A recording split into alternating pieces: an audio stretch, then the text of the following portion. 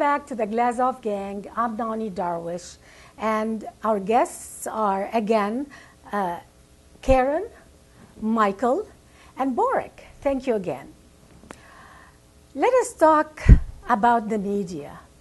Karen, you're an expert on media hypocrisy and your organization. Tell us about your organization and talk to us about what the media is doing when it's a Republican or a conservative who wants to go to war and when it's a liberal Democrat who wants to go to war.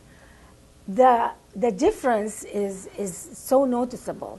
So tell us about your organization and what do you think about that? I started Rage Against the Media last year, about a week after September 11th, when our ambassador in Benghazi was murdered and the 3 other men as well.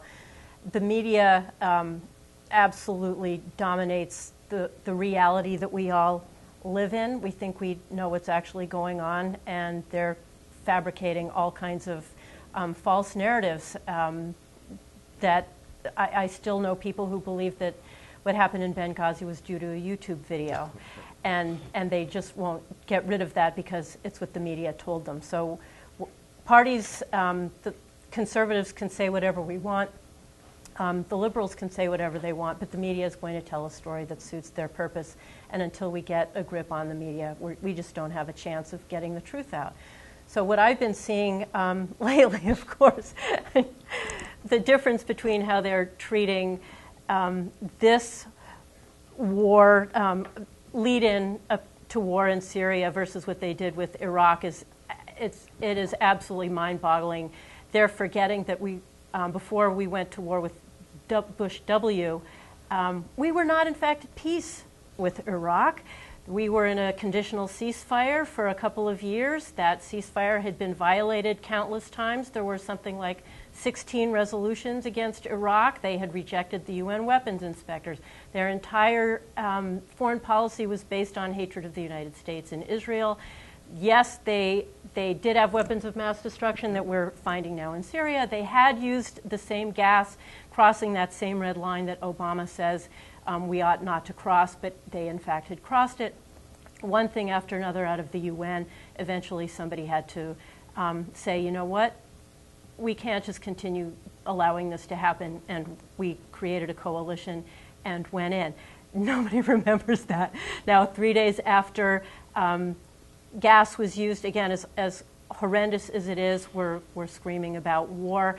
And all I'm seeing in the mainstream media is this was a human atrocity. We have absolutely got to go in. Mm-hmm. They are in love with Obama's taking this stance. Whatever Obama wants, Obama gets in the media. And they love him for taking such a stance. Borek, you come from a communist Eastern Europe, and I come from the Middle East. And we are very familiar with government-controlled media and media-controlled government. The United States media is starting to be very similar to the media we came from. Tell us about what you think about American media today. Yeah, well, here is one thing. I'll tell you a joke, okay? Yeah. Unfortunately, this joke is becoming a reality. Mm-hmm. This joke we used to say in the communist Czechoslovakia about the communist newspaper. Mm-hmm. But watch out, folks. Mm-hmm. Here is the joke. Communist newspaper consists of 3 parts. The truth, the probable, and a bunch of lies. Mm-hmm. The truth is the date. Mm-hmm. The probable is the weather forecast. The rest is a bunch of lies. And folks, it's not funny anymore. It's not funny. That's what scares me. It's not funny anymore. Yeah, that model. That's all I have to say. Right. Absolutely. Michael, what do you think about American media? It's great bias. It's amazing. The bias is outrageous. And what do we do about it? Well, all one can do is try to equip oneself with truth. Truth is hard to find, but truth can be found. Mm-hmm. I think there's a difference between knowledge and wisdom. Our society is inundated with knowledge. We know a great deal about a variety of things, but we don't allow ourselves the time or the diligence to glean out the wisdom that is under the layers of knowledge that rest on top of it. And as long as we do that in popular media, in news media, or in schools, scholastic media, we are basically obscuring wisdom and going with surface truths, if that. And we're doing that now in how we define what our opponents are, what does war mean, what constitutes economic strength. And so I look at the contradiction that I see as we prepare to pursue war. We'll say, let's go and attack Syria right now, but at the same time, we're going to embrace sequestration, where we're going to cut tremendous amounts out of the military. Right. We have idled, we have tied up at the docks an entire carrier battle group, where there's supposed to be 2 on station regularly in the Med and the Red Sea. We're going to tie 1 up entirely, meaning we have 50% of the forces that we should have instead of the 100% that we used to have. At the same time, we're standing down entire squadrons of aircraft, entire fleets. We're going to cut the Marines by 50,000 and the Army by 120,000. At the same time, we're going to contemplate North Korea, Iran, Syria now, and probably China. Yeah. It's It doesn't incoherent. make sense It because does not make sense. what And the happens, media can address that, Obama but they don't. wants to eat his cake and have it too. Right. He wants to act like a superpower who wants to protect the, people from being gassed. It's his duty. But at the same time, he wants America to be like everybody else. We're just another country, and we're not responsible for the world. So, and he wants to reduce our military. He wants to sequestration. He wanted America, most of the money that we want to reduce in our government, he wants to do it in the military area. But at the same time, he wants to attack Syria. He also wants to give away free phones in Detroit, which is Yeah. bankrupt. So, and the media is not exposing him.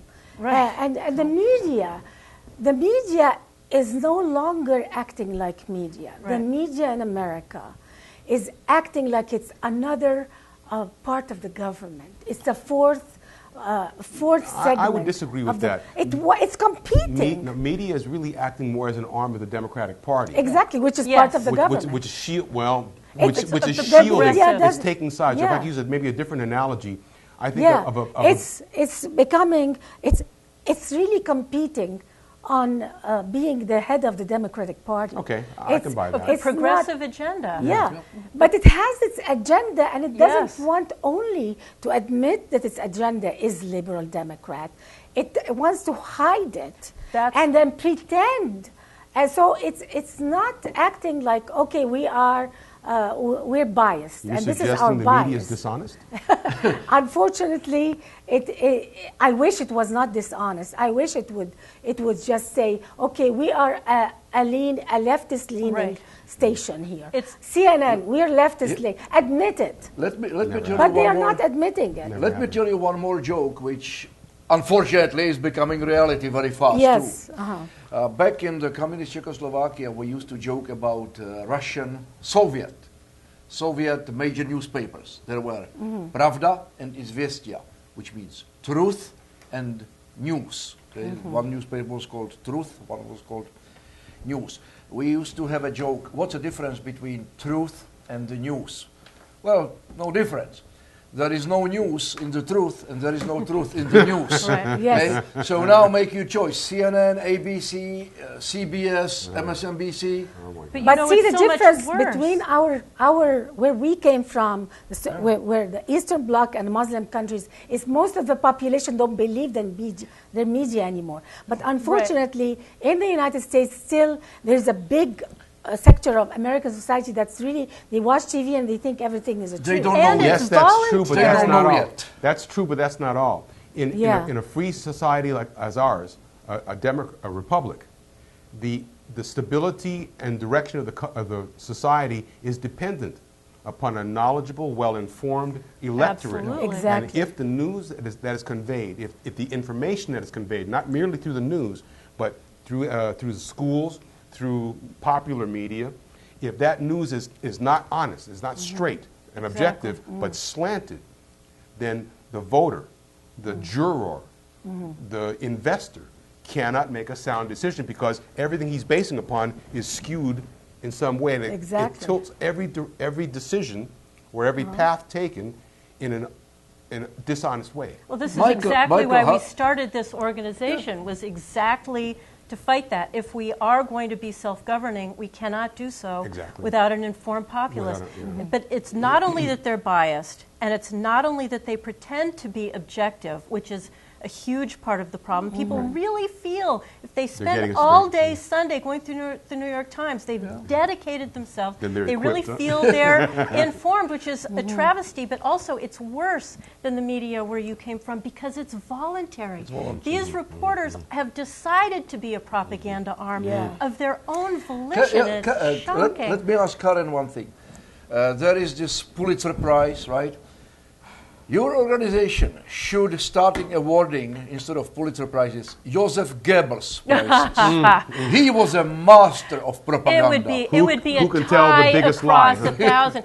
Actually, Media Research Center gives a whole, they have an entire gala coming up where they give this kind of award to travesties of exactly that kind.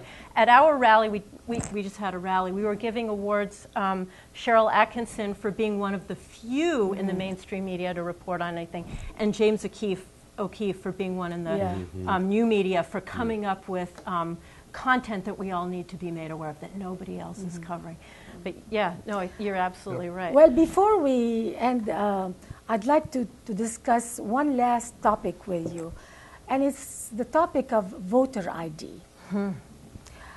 As you know, the Democratic Party is totally against using voter ID. Imagine that. To go to vote, and they claim that we're going to disfranchise minorities.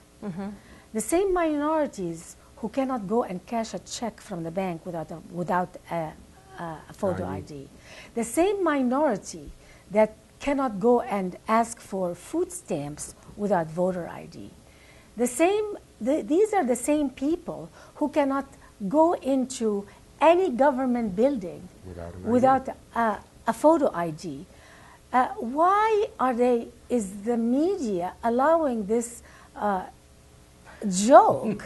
And it's because they have taken sides. Yeah, this is the all about media a class already. struggle. It's a class perspective. The media again is so biased. Right. No, they don't want to show the American people that there is fraud, and to end the fraud, we have to have a picture ID. Right.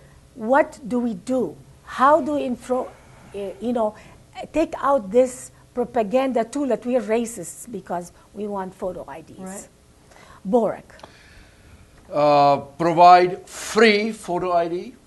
Well, you know, we are. Actually, we are. They already offered that. I know, all the thing actually centers about 200 people who live in rural Mississippi who never ventured more than 2 miles from their home. Yes. They still have a photo ID. Maybe they don't, but impossible. Maybe there are 20 people I cannot who don't. understand. Even those people are offered free transport from where they live to where the ID is given, is provided and given to them. Because it's not about voter ID and minorities and franchising. Do what I do. I vote by mail. Ballot, by mail. I have absolutely I don't like either of those. I really like the Iraqi model, where you go in, you put your thumb in the ink, and that way they know that you voted. Nobody else can vote with that thumbprint. Yeah, but they can go wash it and go somewhere else. This has nothing to do with the point of it. The point isn't about voter ID. The point is to ensure that fraud is possible and that there's no accountability by anybody for what they do. It's just as simple as that. Well, and we don't like this, and they liked it. And O'Keefe absolutely did that. He went in and got ballots of people who Holder's ballot. I'm Eric Holder, and I've come to vote. Holder, and proved over and over and over again with video that this was possible. So it's nothing to do with disenfranchising or anything like that. It's all about control. Yeah. Michael, what do you think? I mean, we keep telling them, okay, we'll give them free. I mean, they don't have to spend money to get an ID. What more can they do? What can the government do? Nothing. Nothing. Because the American people are increasingly addicted to the services and promises and bribes offered by the government. And this is all about a class struggle sort of perspective, where those who are deemed to be the have-nots must be maintained in that have-not position, because if they're elevated out of that have-not position, then all the contentions of the Jesse Jacksons and Mal-Defs and the Arab Defamation League and all these entities, their claims will be blown up, blown away. Yeah. So they don't want to have IDs given to everybody that are provable and documented and registered. They don't want that because that blows them up. And well, let me tell you what I did at the polling station. Okay, a few years ago, I went to my polling station. Yes. And I told the volunteers there. They asked me who I am. They found my name, and I told them, as a matter of fact, I'm not who do you think I am? I'm not Borek Volarik. Okay. And I asked them, do you hear my accent? I'm actually illegal alien. They still gave me the ballot. Yeah, I've done similar things too. I provoked them, but they still gave me the ballot. Exactly. I think, what do you think, Karen? How to expose this in the media? Right. Because the media is not on our side. The media is already siding that to ask for an ID to vote is a racist thing. Right. We are oppressive if we do that. How do you think we can handle that? How can we embarrass the media into? Right. What do we do? I think we have to do a lot more of what James O'Keefe is doing, which is exposing it everywhere, but not just here and there in little pockets, but everywhere. I think we need to have a greater presence at polling stations. We need to clean up the voter rolls, take and mesh them with the obituaries, and we need to continue to. I think this is absolutely key. The tyranny that is imposed by the Democrats by insisting that minorities are somehow incapable of getting voter ID is so insulting. And I think we need to do outreach into those communities and say, you know what, we believe in you. I think that's really important, because I don't know what kind of a role is actually played, but when the Democrats say things like they can't get their own ID, that is deeply insulting. Yeah. And I think we need to empower African American communities and to also stand up and say that's disgustingly insulting. What do you think about people who keep calling us racists and bigots? If we ever want to limit voting, fraud, that's all we want. That's all. We don't want illegal aliens to vote. That's all we want. Right. For and votes to what count. do you think our answer should be when they call us racist? Borek, what do we do? I shook hands with Louis Armstrong. Huh? I shook hands with Louis Armstrong. Okay. That's my answer. Yes. Michael, what do we do so we don't get called racists and bigots and Islamophobes? I think actions speak louder than words. When I look at people like Herman Cain, I look at people like Shelby Steele, I look at people like Alan West. These people are top-notch in every regard. Right. If people like that cannot be elevated and respected and shown to be accepted by... They call them names. They call them Uncle Toms. They call me names. They call me Uncle Tom. It's so sad. Yep. I think when they call us racists, they're the racists. That's their only accusation. We have to reject. This word has to be removed out of our vocabulary. Yeah. The word racist is embarrassing, and we have to refuse it. And we have to say we are all children of God, and we have to end this word forever. I want to thank you, Borek, Karen, and Michael. You were such a pleasure to have on the show. And this is the end of our segment. And thank you, and see you next week. Bye-bye. Thank you. Thank you.